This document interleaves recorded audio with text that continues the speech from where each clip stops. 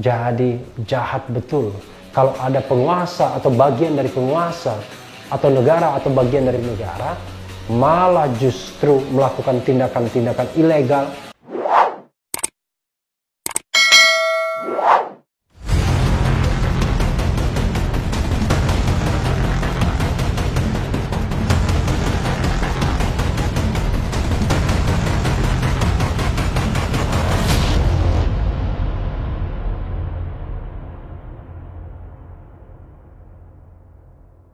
Assalamualaikum warahmatullahi wabarakatuh, Sobat RH sekalian.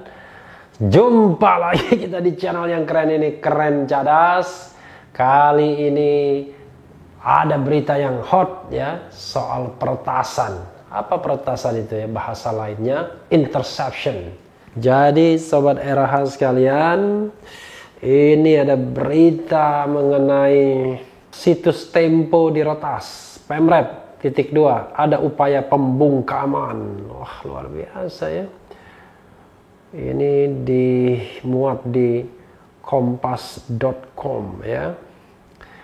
Jakarta kompas.com. Peretasan laman situs berita tempo.co dinilai sebagai upaya untuk membungkam kritik yang disampaikan melalui pemberitaan. Mudah-mudahan channel ini tidak diretas ya. Padahal ini adalah upaya warga negara untuk mencerdaskan bangsa, untuk mengedukasi. Memang kadang-kadang mengedukasi masyarakat itu dengan menyampaikan kritik yang keras terhadap pemerintah, tapi kan ini untuk kebaikan. Hanya orang-orang yang tidak ingin kebaikan yang biasanya tersinggung kan? Kalau untuk orang kebaikan, saya kira kita tidak perlu tersinggung ya dengan kritik yang sekeras apapun. Kalau orang tidak punya vested interest, tidak punya kepentingan-kepentingan yang harus diamankan ya, maka sesungguhnya kritik itu ya diterima saja kalau benar, kalau nggak diterima ya dicuekin saja ya. Pemimpin redaksi pemrettempo.co Setri Yasa mengatakan pihak peretas seolah ingin menyampaikan bahwa segala upaya bisa dilakukan untuk menghambat kerja-kerja jurnalistik. Kami lihat ada upaya-upaya membungkam, seolah-olah menyampaikan jangan macam-macam, sebab kami bisa lakukan apa saja, kata Setri dalam diskusi bertajuk Peretasan di Dunia Maya yang digelar secara daring Sabtu 22 Agustus 2020. Setri menuturkan teror yang dilakukan peretas akan menguji seberapa besar keberanian Tempo.co.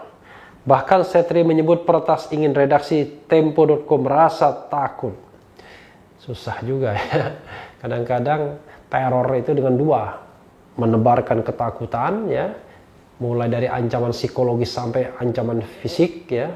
Yang kedua adalah bagaimana memutus kehidupan dia dalam pengertian hajat hidupnya, pekerjaannya, aktivitasnya dan lain sebagainya. Kadang-kadang kekuasaan itu sering disalahgunakan, sering diselewengkan ya, oleh orang-orang yang menyelewengkannya ya, bukan oleh orang-orang yang amanah.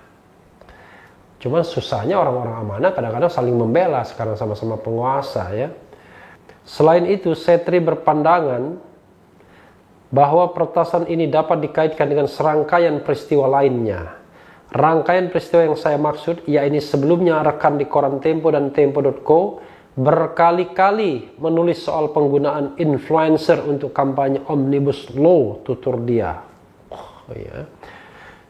Susahnya kalau kita bicara Omnibus Law ini ada kepentingan-kepentingan besar dari para pengusaha yang berkolaborasi dengan kekuasaan. Makanya gencar sekali kemudian menggunakan influencer untuk menggolkan Omnibus Law. Padahal sesungguhnya kalau memang maksudnya baik ya put everything on the table. Kita lihat mana pasal-pasal yang memang perlu disahkan, mana yang tidak. Kalau memang secara umum buruk ya sudah dua-duanya, semuanya tidak perlu disahkan ya. Setelahnya pemberitaan kami menjadi diskusi yang cukup keras di media sosial, ucap Setri. Usai peretasan itu pihak Tempo.co langsung menggelar evaluasi dan audit pada sistem IT. Saat disinggung bagaimana sikap Tempo.co setelah peretasan ini, Setri menegaskan pihaknya tidak takut. Ya jangan takut ya. Ia menegaskan pemberitaan di Tempo.co akan tetap berjalan seperti biasa. Kami tidak takut, kami tidak gentar, ya. Kami tetap memberitakan apa yang ada di lapangan tanpa hambatan dan pretensi apa-apa, tambahnya menegaskan. Ya, memang kerja jurnalistik itu adalah memindahkan realitas yang didapat di lapangan ke dalam bentuk tulisan atau gambar, ya. Jadi biarlah masyarakat yang akan menilainya, ya. Sebelumnya diberitakan laman berita nasional Tempo.co diretas oleh pihak-pihak tak dikenal pada Jumat 21 Agustus 2020 dini hari. Peretasan itu terjadi Jumat dini hari sekitar pukul 00.30 waktu Indonesia bagian Barat. Awalnya tampilan situs berubah menjadi warna hitam. Lalu ada iringan lagu Gugur Bunga selama 15 menit. Luar biasa. Gugur Bunga itu, ya. Gugur Bunga itu. Telah gugur pahlawanku. Tunai sudah janji bakti. Oh, tapi ini kan lagu kematian, ya, ancaman. Kemudian muncul tulisan Stop Hoax. Jangan bohongi rakyat, kembali ke etika jurnalistik yang benar, patuhi Dewan Pers. Jangan berdasarkan orang yang bayar saja. Luar biasa, ya. Padahal kalau kita pakai etika jurnalistik, sobat era sekalian, ya ada hak jawab kalau memang tidak setuju, ya. Dan media wajib memberikan hak jawab itu sama besarnya. Dan menurut saya untuk online seperti Tempo.co ini kan nggak susah. Jadi satu halaman beritanya kalau dibantah bisa satu halaman lagi. Yang sulit itu biasanya media cetak. Karena media cetak ditempatkan di headlines, bantahannya ya kadang-kadang tidak di headlines karena memang perhitungan nggak mungkin juga bantahan di headlines. Tapi kalau online seperti ini sangat-sangat mudah untuk membuat bantahannya, tidak perlu cara yang begini. Ini ada juga dari Amnesty International, ya, yang menanggapi itu dari Amnesty International. Amnesty, peretasan situs Tempo dan Pandu Riono serangan terhadap kebebasan berekspresi, ya. Freedom of expression. Dan dalam konstitusi ada kan, yaitu pasal 28, kebebasan berserikat dan berkumpul, mengeluarkan pendapat baik secara lisan maupun tulisan, ya. Jakarta-Kompas.com, Direktur Eksekutif Amnesty International Indonesia Usman Hamid mengatakan, peretasan akun Twitter pribadi ahli epidemiologi UI Pandu Riono dan laman berita Tempo.co merupakan pelanggaran atas kebebasan berekspresi. Usman menyoroti kedua kasus peretasan ini berhubungan dengan kritikan atas kebijakan pemerintah. Berarti dilakukan oleh state apparatus, agen pemerintah. Kalau dilakukan agen swasta atas perintah pemerintah, wah lebih gawat lagi. Berarti ada penyimpangan.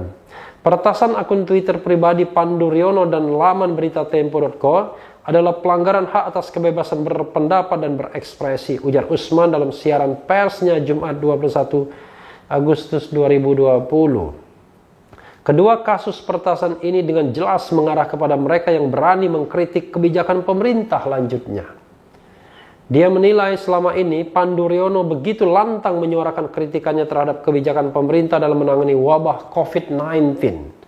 Sementara itu pemberitaan Tempo banyak menyoroti keprihatinan politik dan sosial yang terjadi di dalam negeri, termasuk juga mengkritisi rezim yang sedang berkuasa. Kami memandang kedua peretasan ini dapat dilihat sebagai pembungkaman kritik. Jika ini benar maka jelas pelanggaran HAM telah terjadi, ujar Usman. Usman Hamid, ya, teman saya juga ini. Saya bilang Usman itu urusan makan. Hak seseorang untuk mengungkapkan pendapatnya adalah hak yang dilindungi di konstitusi dan hukum HAM internasional, tegasnya. Ya memang ada di konstitusi, ya. Sebagai contoh saya bisa tunjukkan ada pasal mengenai kebebasan berserikat, berkumpul, kebebasan untuk mendapatkan informasi. Kalau kebebasan mendapatkan informasi itu ada pasal 28F misalnya, ya. Setiap orang berhak untuk berkomunikasi dan memperoleh informasi untuk mengembangkan pribadi dan lingkungan sosialnya serta berhak untuk mencari, memperoleh, memiliki, menyimpan, mengolah, dan menyimpan informasi dengan menggunakan segala jenis saluran yang tersedia.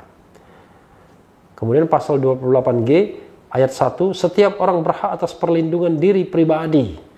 Nah, jadi sebenarnya konstitusi kita luar biasa sudah mengadopsi pasal-pasal HAM, cuma ya kadang-kadang penguasa barangkali melihat dia hanya seonggok kertas saja, bukan sebuah perjanjian masyarakat ya, bukan sebuah dokumen tertinggi ya, bukan sebagai the supreme law of the land, tapi hanya sebagai pemanis kata-kata di atas kertas ya.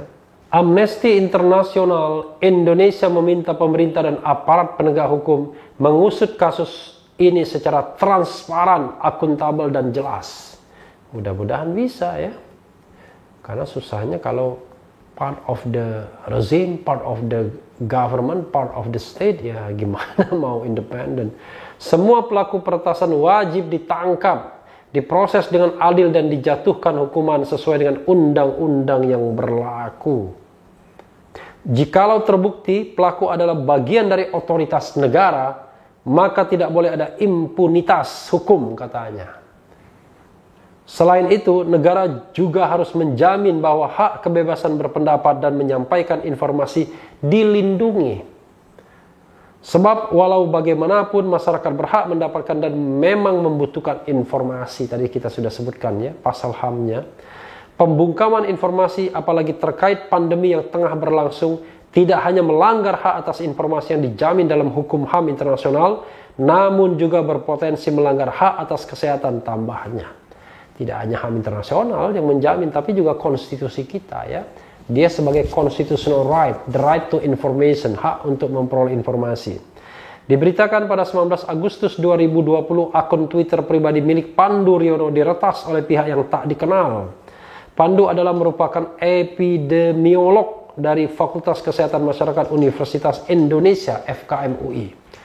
Dia kerap mengkritisi kebijakan dan aturan pemerintah terkait penanganan pandemi COVID-19, seperti mengkritik promosi pariwisata di tengah pandemi, pemberlakuan new normal serta pelonggaran PSBB, pembatasan sosial berskala besar, dan rencana pembukaan sekolah yang berlokasi di zona hijau dan kuning di beberapa wilayah di Indonesia. Pekan lalu Pandu Riono mengkritik penelitian Universitas Airlangga Surabaya (UNAIR) dengan Badan Intelijen Negara BIN dan TNI yang klaim sebagai obat COVID-19 pertama di dunia. Pandu menyebut obat buatan UNAIR dan dua lembaga negara tersebut belum diregistrasi uji klinis oleh Badan Kesehatan Dunia atau WHO. Sebelumnya dalam sebuah diskusi di bulan Juli, Pandu mendesak pemerintah Indonesia untuk menghentikan rapid test dalam penanganan wabah COVID-19. Ya kadang-kadang saya juga bingung nih sama rapid test. Karena pertama dibilang rapid test tidak menjamin bahwa kita kena COVID atau tidak. Kalau misalnya dikatakan non-reaktif, lalu ngapain? Padahal rapid test di rumah sakit swasta bayarnya 250.000 ya. Saya pernah melakukan rapid test ya. Satu keluarga, satu rumah, harus bayar gitu ya. Tapi kemudian walaupun hasilnya non-reaktif, tidak ada jaminan juga kita tidak terkena COVID. Harus swab lagi. Waduh, saya kira lama-lama memang ada virus itu, tapi bisnis kesehatan menjadi hal yang diburu banyak orang akhirnya ya. Jadi memanfaatkan bisnis di tengah penderitaan, di tengah COVID ya. Dia menilai rapid test hanya diperlukan untuk mengetahui seberapa besar penduduk yang terinfeksi, bukan menjadi bagian dari penanggulangan pandemi. Oke. Secara terpisah pada tanggal 21 Agustus 2020 di hari, portal media Tempo.co diduga mengalami peretasan oleh akun Twitter bernama Digembok. Luar biasa, digembok. Namun saat ini laman berita Tempo.co sudah berhasil dipulihkan. Berdasarkan catatan Amnesty International Indonesia, kedua kasus ini bukanlah kasus intimidasi dan serangan digital pertama yang terjadi pada masa pemerintahan Presiden Joko Widodo. Pada April 2020, kasus serupa terjadi kepada aktivis Raffio Patra yang secara terbuka mengkritik kekurangan transparansi data tentang pasien COVID-19. Pasiennya sampai pasien ya. akun WhatsApp Raffio diretas dan ia kemudian diamankan oleh polisi karena menyebarkan provokasi melalui akun WhatsApp tersebut. Berat sekali tiba-tiba kita ini punya WhatsApp, punya Twitter, punya Facebook, punya YouTube, punya Instagram. Ada 5 platform kita. Ada Telegram juga. Kalau diretas susah juga kita. Berdasarkan catatan Amnesty dari Februari hingga 11 Agustus 2020, setidaknya terdapat 35 kasus dugaan intimidasi dan serangan digital terhadap mereka yang aktif mengkritik kebijakan pemerintah. Hak atas kebebasan berpendapat dan menyampaikan informasi sudah dijamin dan dilindungi di berbagai instrumen hukum. Secara internasional, hak atas kebebasan berpendapat dan menyampaikan informasi dijamin di pasal 19 di Kovenan Internasional tentang hak-hak sipil dan politik. ICCPR ya, International Covenant on Civil and Political Rights. Serta komentar umum nomor 34 terhadap pasal 19 ICCP ya. Hak tersebut juga dijamin di Konstitusi Indonesia, itu pasal 28E dan pasal 28F Undang-Undang Dasar, serta pada pasal 14 Undang-Undang nomor 39 tahun 1999 tentang hak asasi manusia. Jadi pasal 28E itu bunyinya, sobat RH sekalian, setiap orang berhak memeluk agama dan beribadat menurut agamanya. Oke, setiap orang berhak atas kebebasan berserikat, berkumpul, dan mengeluarkan pendapat. Setiap orang berhak atas kebebasan meyakini kepercayaan, menyatakan pikiran dan sikap sesuai dengan hati nuraninya. Sebenarnya memang clustering HAM kita ini banyak tumpang tindihnya. Tapi paling penting adalah dia sudah dinyatakan soal kebebasan berpendapat, berkumpul, ya kan? Juga kebebasan untuk mendapatkan, menyebarkan, memperoleh informasi. Jadi sobat RH sekalian, sebenarnya persoalan terbesar dengan kekuasaan ini adalah kalau kekuasaan itu sudah tidak lagi berbasiskan pada nilai-nilai yang kita sepakati. Saya pernah menyampaikan kepada ILC ya, dalam forum Indonesia Lawyers Club, yang disuruh pertama kali berpancasila itu adalah penguasa. Maka di dalam alinea keempat itu, maka disusunlah kemerdekaan kebangsaan Indonesia itu dalam suatu undang-undang dasar. Oke? Tapi sebelumnya dikatakan, kemudian daripada itu untuk membentuk pemerintah negara Indonesia yang melindungi segenap bangsa Indonesia dan seluruh tumpah darah Indonesia, dan untuk memajukan kesejahteraan umum, mencerdaskan kehidupan bangsa, dan ikut serta melaksanakan ketertiban dunia yang berdasarkan kemerdekaan, perdamaian abadi, dan keadilan sosial. Jadi, sobat era sekalian, pertama ya, tugas pemerintah yang harus dilakukan, amanah itu adalah melindungi. Kalau ada pemerintah, penguasa bukan melindungi tapi meretas, mengkick balik mereka yang mengkritik pemerintah atau penguasa, luar biasa pelanggarannya double. Pertama, dia melalaikan tugas konstitusionalnya untuk melindungi segenap bangsa, seluruh tumpah darah. Yang kedua, dia malah melakukan serangan balik. Jadi dia melakukan kesalahan 2 kali. Pertama, tidak melindungi, kedua malah menyerang balik. Sobat era sekalian, kalau kita bicara tentang kekuasaan, kekuasaan itu kan barang yang fana.